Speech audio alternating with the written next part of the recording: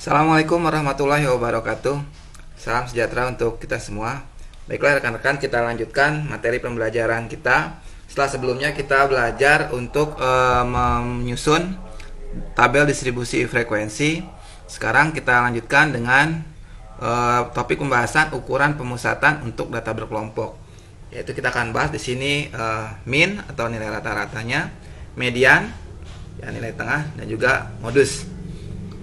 Yang pertama kali di sini saya punya data ya. Di sini saya punya data yang sudah disusun dalam tabel distribusi frekuensi atau menjadi data berkelompok. Pertama kali mungkin kita hitung dulu ya. Ini nanti untuk nilai min-nya. Ya, nilai min atau nilai rata-rata di sini adalah jumlah ya perkalian dari frekuensi di tiap-tiap kelas. Di kelas ke I dikalikan dengan nilai tengah di kelas ke I. Contoh, jadi kalau misalkan di sini kelas pertama, ya kita kalikan frekuensi kelas pertama dengan nilai tengah kelas pertama. Ya, kita kalikan saja di sini sama dengan frekuensi kelas pertama, kita kalikan dengan nilai tengah di kelas pertama. Seperti ini ya, 17. Tinggal kita tarik saja ini ke bawah. Oke, nah ini kita jumlah ya, kita jumlahkan gunakan fungsinya sum sama dengan sum. Kita blok nilainya seperti ini ya. Jadi kalau kita melihat ke rumusnya ya, sigma fi dikali xi dibagi sigma fi, yaitu total dari frekuensinya, jumlah datanya, sehingga nilai rata-ratanya adalah 903 dibagi 30. Oke, nilai rata-ratanya adalah 30,1. Gimana dengan sekarang perhitungan nilai mediannya? Nah, untuk menghitung nilai median, kita harus tahu dulu di mana letak kelas median itu berada. Jadi kita harus tahu di mana kelas mediannya. Syarat kelas median adalah jumlah frekuensi kumulatifnya itu harus lebih dari atau sama dengan setengah N atau setengah dari jumlah data kita. Kita punya data di sini ya, jumlahnya atau frekuensinya totalnya ada 30. Jadi setengah dari 30 ya, setengah dari 30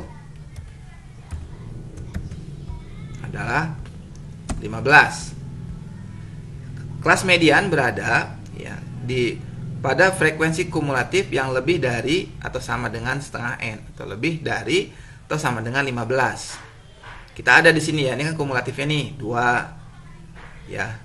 5 dari mana 5? 2 tambah 3 15, 2 tambah 3 tambah 10 ya, dan seterusnya. Ada nggak yang sama dengan setengah N atau yang sama dengan 15? Ternyata ada. Bagaimana kalau tidak ada? Ya, yang lebih dari setengah N, yang paling mendekati dari setengah N. Di sini ada ya, jadi di sini saya beri tanda saja. Di sini menjadi kelas median kita. Ya, setelah kita mengetahui di mana kelas median kita berada, maka kita bisa mengisi nilai-nilai ini. Ya, yang pertama di sini simbolnya B, maksudnya limit kelas bawah, kelas median.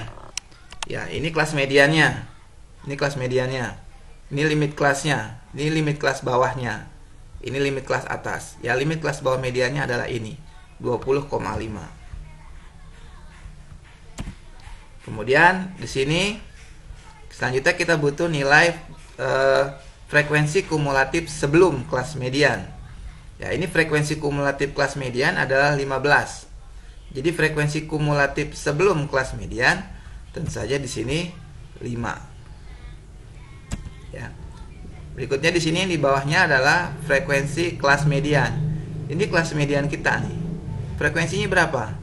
10. Ya, jadi frekuensi kelas mediannya adalah 10. Lalu interval kelasnya berapa? Dari 21 sampai 28. Ingat 21-nya dihitung ya. 21, 22, 23, 24, 25, 26, 27, 28. Jadi interval kelasnya ada 8. Oke. Sampai sini paham ya? Tadi kita harus tahu dulu kelas mediannya di mana.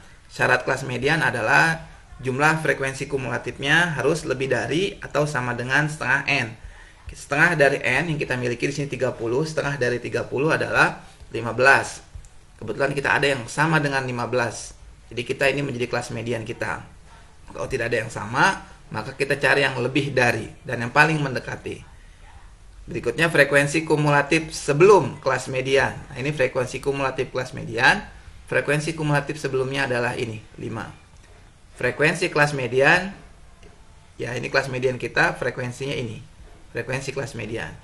Maka kita tinggal hitung saja, ya sama dengan ya limit kelas bawah kelas median tambah, kita berikan kurung buka 2 kali, setengah N ya atau 15 dikurangi frekuensi kumulatif sebelum, itu yang ini 5, kurung tutup, kita bagi dengan frekuensi kelas median ya, kurung tutup, lalu kita kali intervalnya, itu 8. Kita enter saja. Nah, ini nilai median kita ya, 28,5. Selanjutnya mari kita menghitung nilai modusnya ya.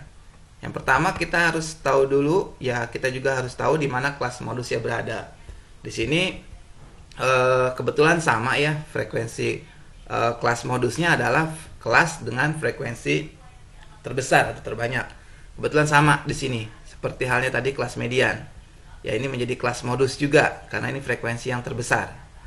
Maka kita bisa tahu limit kelas bawah untuk kelas modusnya sama ya, 20,5. Ini kebetulan saja sama, untuk contoh soal yang lain bisa saja berbeda antara kelas median dengan kelas modus.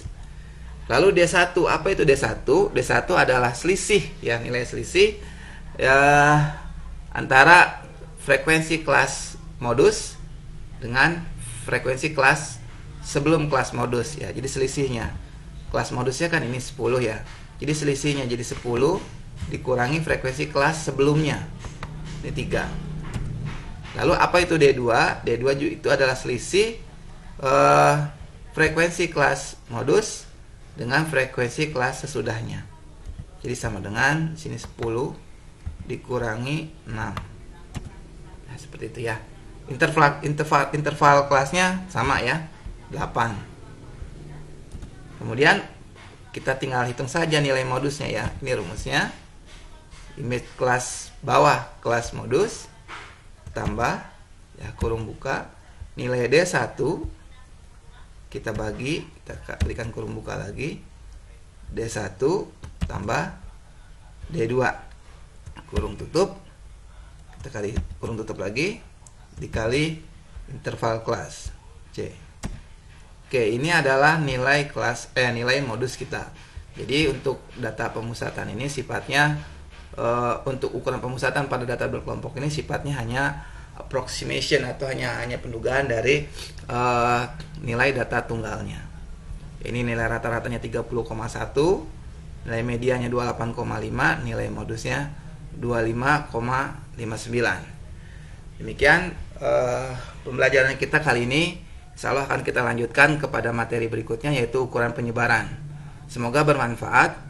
Oke, support saya ya untuk terus berkarya dengan cara like dan follow fanpage saya. Juga Anda dapat membagikan video ini di akun sosial media Anda secara gratis. Demikian yang dapat saya sampaikan. Terima kasih. Assalamualaikum warahmatullahi wabarakatuh.